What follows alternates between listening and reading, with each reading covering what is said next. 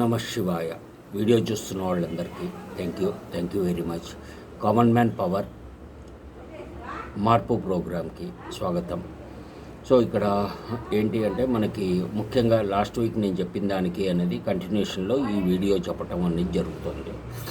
So దీనికి విషయం ఏంటి అని చెప్పనంటే, మనకి విజయవాడలో వచ్చిన వరద కావచ్చు, లేదు గుంటూరు డిస్ట్రిక్ట్లో ఇప్పుడు ఏపీ క్యాపిటల్గా అనుకుంటున్నటువంటి అమరావతి కావచ్చు, లేదు అని చెప్పనంటే కనుక కృష్ణా డిస్ట్రిక్ట్లోనే ఉన్నటువంటి కొల్లేరు కావచ్చు, ఈ మూడు ప్లేసెస్కి అని చెప్పని అనేది డిఫరెంట్ ఇష్యూస్ మీద అని చెప్పని అనేది ఈ వరద ఏదైతే ఎక్కువగా వచ్చిందో అది అంతా కూడా అటువైపు వెళ్ళటము అనేది జరిగింది. సో దీనికి ఏంటి అని చెప్పనంటే, ఇది కృష్ణా నది మనకి కర్ణాటకలో స్టార్ట్ అవుతుంది. హొస్పేట్ అని చెప్పని అనే ఊరు నుంచి మనకి స్టార్ట్ అవుతుంది. అది అక్కడి నుంచి స్టార్ట్ అయ్యి బళ్ళారి అవన్నీ దాటుకుంటూ కర్నూలు వచ్చి, కర్నూలు నుంచి శ్రీశైలం నుంచి నాగార్జున సాగర్ నుంచి ప్రకాశం బ్యారేజ్కి వస్తుంది ఆ వరద. ఎప్పుడైనా అంతే అది. సో దీని మీద ఏంటి అని చెప్పనంటే, అక్కడి నుంచి సముద్రంలో కలుస్తుంది ప్రకాశం బ్యారేజ్ నుంచి. సరే, దీంట్లో వచ్చేసి గేట్లు ఉన్నాయని బుడమేరు దీనికి ఏది చిన్నది చెక్ డ్యామ్ లాంటిది ఏదైతే కట్టారో, గేట్లు ఉన్నాయని ఒకళ్ళు, లేవని ఒకళ్ళు, గేట్లు ఎట్లా మూస్తారనేసి ఒకళ్ళు, తెరవలేదని వాళ్ళు. సరే, ఈ రాజకీయ పార్టీలు చేసుకునేటువంటి ఆరోపణలు లేదు అని చెప్పనంటే కనుక వాళ్ళు పోట్లాడుకునే విషయాలు, లేదు మాట్లాడుకునే మాటలు ఇవన్నీ పక్కన పెడదాం.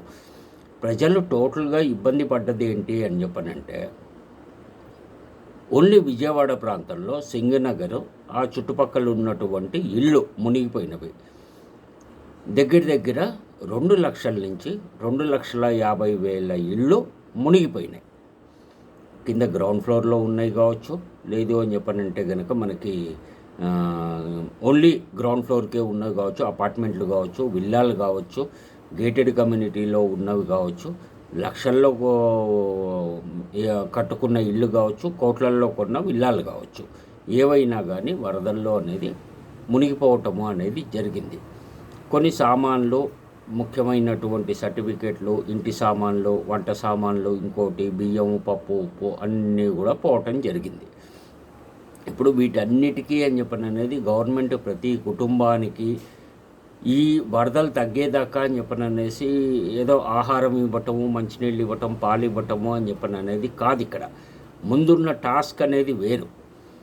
ఎందుకోసమో అని చెప్పనంటే, వీటన్నిటికీ కూడా జరిగినటువంటి విషయము అసలే లాస్ట్లో ఉంది, బడ్జెట్ లేదు, లేకపోతే ముందున్న గవర్నమెంటు ఇంకో దానికి అనేసి అప్పులు చేసేసింది, 11 లక్షల కోట్ల పైన అప్పులు అయిపోయినాయి, ఇంకోటి ఖజానా ఖాళీ, ఇంకోటి అని చెప్పని అనే వర్షంలో ఇప్పుడు వచ్చినటువంటి కొత్త గవర్నమెంట్ చెప్తోంది. ఓకే, సో అది ప్రతి దగ్గర ఉన్నదే. ప్రతి గవర్నమెంట్ ప్రతి స్టేట్లో, ఇండియాలో ఉన్న ప్రతి స్టేట్లో కూడా గవర్నమెంట్ మారినప్పుడు చెప్పే మాటలే అవి.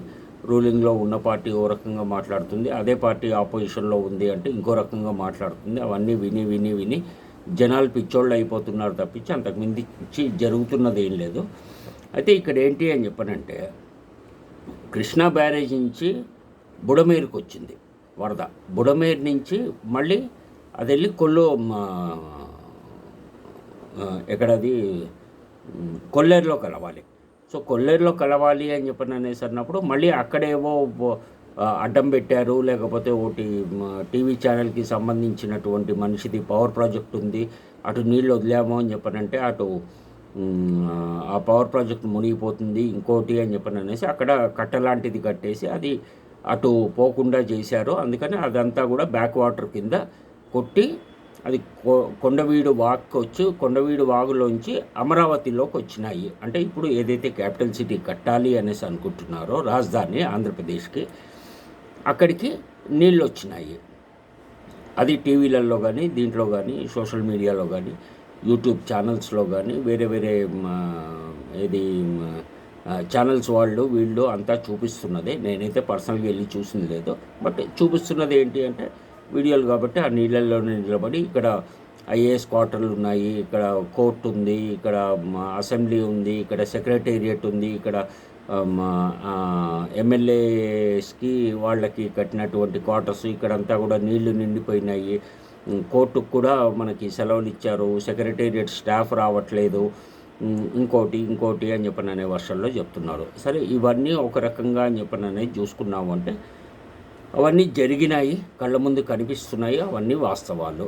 అట్లాగే చంద్రబాబు నాయుడు గారి ఇంట్లో కూడా నీళ్ళు వచ్చినాయి అనేసి స్టార్టింగ్ 1-2 రోజులు సోషల్ మీడియాలో అక్కడంతా వచ్చినాయి. ఆ తర్వాత చంద్రబాబు నాయుడు గారే ఆల్రెడీ పబ్లిక్ మీటింగ్లో ఎక్కడైతే మనకి చిన్న చిన్న మైకులు పెట్టేసి వరదలు వచ్చిన వాళ్ళని బేస్ చేసుకొని అనేసి అక్కడ వాళ్ళకి ధైర్యం చెప్పడానికి దానికి మాట్లాడుతున్నప్పుడు ఆయనే అన్నారు, మా ఇంట్లో కూడా నీళ్ళు వచ్చినాయి, మరి ఏం చేద్దాము, ఏం చేయలేం కదా, మేము కూడా తుడుచుకొని కడుక్కొని అనేది ఉంటాము, ఇంకోటి అని చెప్పని అనే వర్షన్లో అన్నారు. సో అది కన్ఫామ్.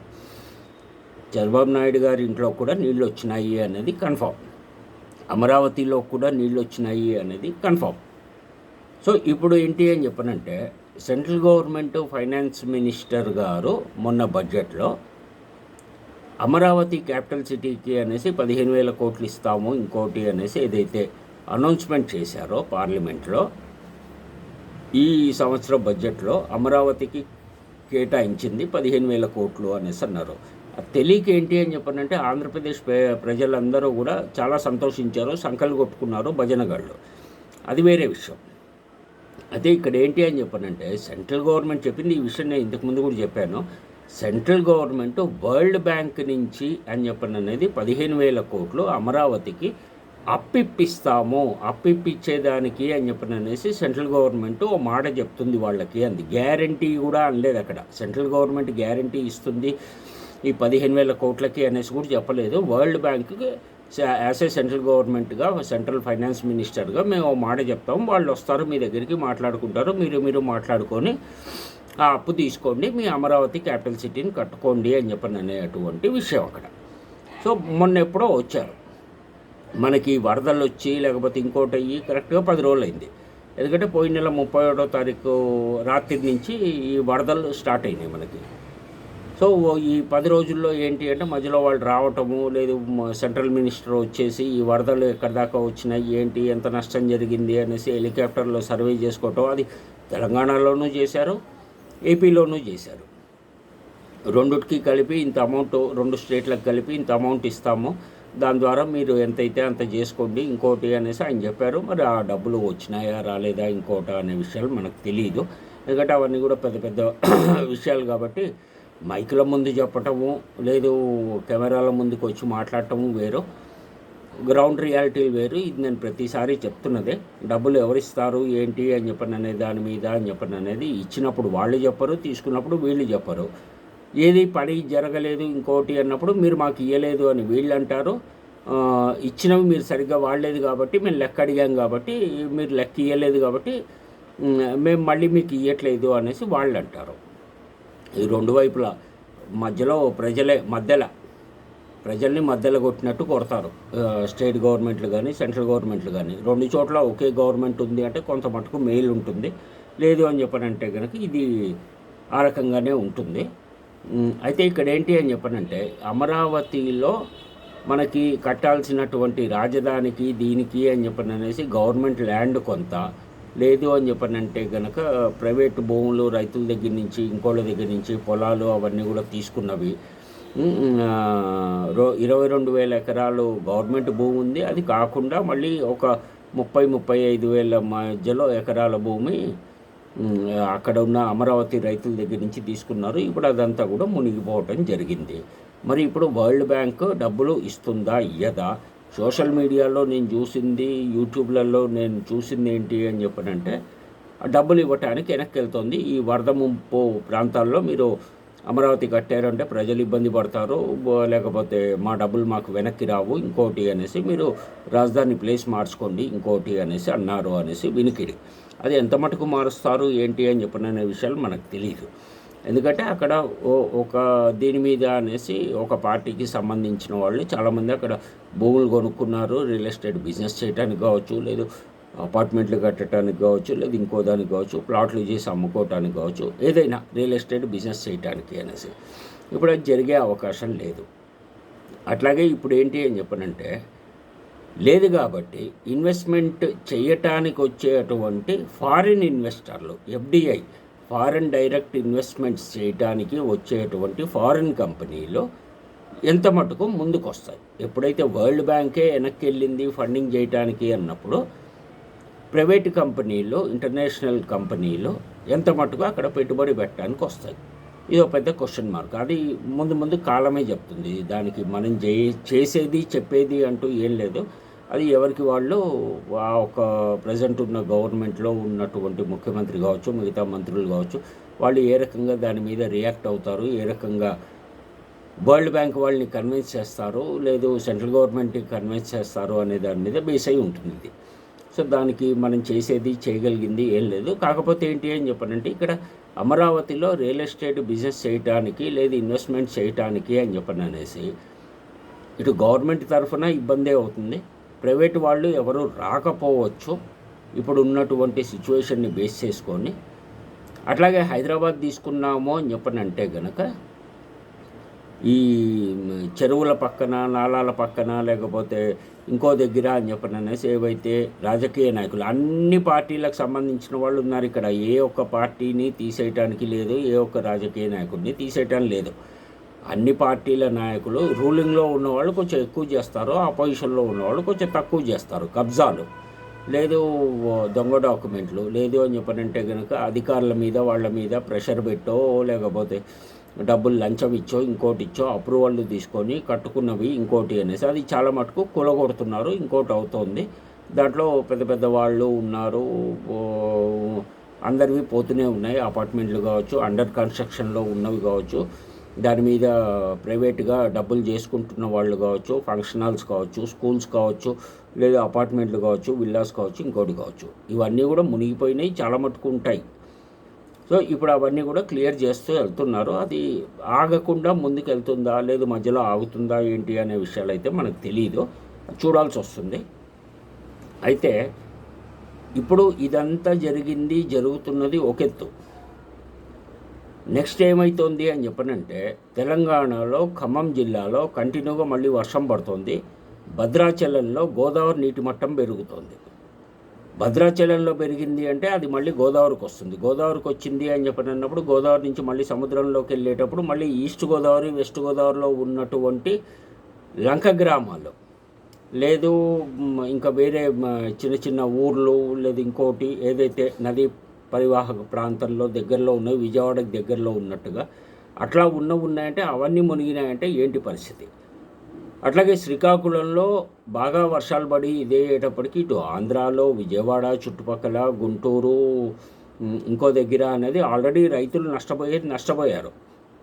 పంట పొలాలలోకి మొత్తం నీళ్ళు వచ్చేసి ఇచ్చేసి పంట అంతా పోయి ఇదయ్యి ఇప్పుడు శ్రీకాకుళంలో జరుగుతుంది. అక్కడ వర్షాలు ఎక్కువగా పడి ఇదేటప్పటికి రైతులు అక్కడ ఇచ్చేస్తున్నారు. అట్లాగే ఏలూరు దగ్గర అని చెప్పననేసి ఇది నెక్స్ట్ కాకినాడ, లేదు ఇంకోటి అనేది ఒక ఆంధ్రప్రదేశ్లో రాయలసీమ కొంత సేఫ్గా ఉన్నట్టు కనిపిస్తుంది. సో నెల్లూరు నుంచి మొదలెట్టాము అని చెప్పనంటే అటు శ్రీకాకుళం దాకా ఏదో రకమైనటువంటి ఇష్యూ మీద అనేసి ప్రాబ్లమ్స్ అనేవి అయితే కనిపిస్తున్నాయి. మరి వీటిని ఎట్లా ఓవర్కమ్ అవ్వగలరు ఏంటి అనేది తెలియదు. వీటన్నిటికీ ముఖ్య కారణం ఏంటి అంటే చాలామంది పూజలు చేస్తే బాగుపడిపోతుంది మన జీవితము, లేదు హోమాలు చేస్తే బాగుపడిపోతుంది, వాస్తు ప్రకారం ఇల్లు కట్టుకుంటే బాగుపడిపోతుంది ఇంకోటి అనేసి అది నమ్మకం. ఓకే, నమ్మకం అనేది మంచిదే, కాదనేసి అంటలేదు. కానీ దాంట్లో నమ్మకంలో కూడా వాస్తవాలు ఏంటి అని చెప్పడం ప్రతి ఒక్కళ్ళు చూసుకోవాలి. ఎందుకోసం చూసుకోవాలి అని చెప్పడంటే ఇప్పుడు వాస్తు ప్రకారం కట్టినటువంటి ఇల్లు అదే విజయవాడలో, సింగనగర్లో అది మునిగిపోయింది. ఎవరైతే వాస్తుని పట్టించుకోరో అది వేరే మతం వాళ్ళు కావచ్చు, ఒక మతం వాళ్ళు పట్టించుకునే వాళ్ళు అయినా కానీ వాటి మీద నమ్మకాలు లేని వాళ్ళు కావచ్చు, లేదు వాస్తు ప్రకారం ఇల్లు కట్టుకోండి అని చెప్పేటువంటి వాళ్ళు కావచ్చు. వాస్తు ప్రకారం కట్టుకున్న ఇల్లు, వాస్తు లేకుండా ఇష్టం ఉన్నట్టుగా వాళ్ళకి నచ్చినట్టుగా కట్టుకున్న ఇల్లు, వాస్తు ప్రకారం కట్టుకుంటే ఏం కాదు అని చెప్పిన వాళ్ళ ఇల్లు అన్నీ మునిగిపోయినాయి. సో ప్రకృతికి వీటితోటి సంబంధం లేదు. అది దాని పని అది చేసుకుంటూ వెళ్ళిపోతుంది. దానికి అడ్డం పడ్డాము అని చెప్పనంటే ఈ రకంగానే ఉంటుంది పరిస్థితి. అది ప్రతి ఒక్కళ్ళు ఆలోచించాలి. అది సో కాబట్టి ఇవన్నీ ఏంటి అని చెప్పానంటే, మరి అమరావతిలో ఎక్కడి దాకా ఇది అవుతుంది, హైదరాబాద్లో నెక్స్ట్ రియల్ ఎస్టేట్ దీనికి అనేసి ఏ రకంగా అది జరుగుతుంది, ఆగుతుందా, మధ్యలో స్లో అవుతుందా ఏంటి అనే విషయాలు అయితే మనకు తెలియదు, చూడాలి. ముందు ముందు రోజులు గడుస్తున్న కొద్దీ డెవలప్మెంట్స్ ఏంటి, లేదు ఇంకోటి ఏంటి, అది మంచి వైపు జరుగుతాయా, చెడు వైపు జరుగుతాయా, లేదా ఆగిపోతాయా అక్కడికి, లేదు ఆంధ్రాలో క్యాపిటల్ సిటీ మొత్తం టోటల్గా మారుస్తారా, సెంట్రల్ గవర్నమెంట్ చెప్పింది కావచ్చు, వరల్డ్ బ్యాంక్ చెప్పింది కావచ్చు, ఇన్వెస్టర్స్ చెప్పింది కావచ్చు, ఇవన్నీ బేస్ చేసుకొని అనేది అవన్నీ కూడా ఇప్పట్లో తేలే వరాల్లాగా ఏం కనిపించలేదు, చాలా టైం పడుతుంది వాటికి. ఎనీహో వీడియో చూస్తున్న వాళ్ళందరికీ కూడా నా చిన్న బుర్రకి తోచినటువంటి విషయాలే నేను చెప్తోంది, మంచి విషయాలే చెప్తోంది. ఎవరైనా కానీ ఇక ముందైనా కానీ ఎక్కడైనా స్థలం కొన్నా, ఇల్లు కొన్నా, విల్లా కొన్నా, ఏది కొన్నా కానీ, లక్షల్లో కొన్నా, కోట్లల్లో కొన్నా కానీ వర్షాకాలంలోనే వెళ్ళి ఆ ఒక్క ప్లాట్లు, ఫ్లాట్లు, విల్లాస్ ఇవి చూసుకొని కొనుక్కోండి. అప్పుడే మీకు నిజాలు తెలుస్తాయి. మీ కళ్ళతోటి మీరు చూడండి, చూస్తేనే మీకు నిజాలు తెలుస్తాయి. దాన్ని బేస్ చేసుకొని కొనాలా వద్దా మీరు డిసైడ్ చేసుకోండి. దీంతోపాటు ఫేక్ డాక్యుమెంట్లు ఒకే దీని మీద అనేసి ఒకళ్ళకి అగ్రిమెంట్ చేస్తారు, వాళ్ళకి రిజిస్ట్రేషన్ చేస్తారు, లేదు ఇద్దరికి రిజిస్ట్రేషన్లు చేస్తారు. ఇట్లాంటి వ్యవహారాలు వెనకాల నడిపించేవి బిల్డర్లు చాలా ఉంటాయి. అవి కాకుండా ముందు మన కంటికి కనిపించేవి అనేది ముందు మీరు కన్ఫామ్ చేసుకొని ఆ తర్వాత మిగతా దానికి అనేసి ముందుకు వెళ్ళారు అని చెప్పారంటే అది కొంతలో కొంత మెయిల్ అవుతుంది మీకు. ఎందుకంటే కష్టం మీది, డబ్బులు మీవి, ఫ్యూచర్ మీది. అది కొంటోంది మీరు ఇన్వెస్ట్మెంట్ పరంగా కావచ్చు, మీరు ఉండాలి అనేసి కొనుక్కుంటున్నది కావచ్చు, ఏదైనా కావచ్చు. ఇబ్బంది పడకండి. ఇబ్బంది పడి మళ్ళీ వాళ్ళతోటి అనేది కొట్లాడిన, షర్ట్లు పట్టుకున్నా, గల్లాలు పట్టుకున్నా, ఏం పట్టుకున్నా వెనక్కి రావు. ఇదొకటి గుర్తుపెట్టుకోండి కాకా. Thank you. అందరూ బాగుండాలి, మంచి వాళ్ళు ఇంకా బాగుండాలి. Thank you.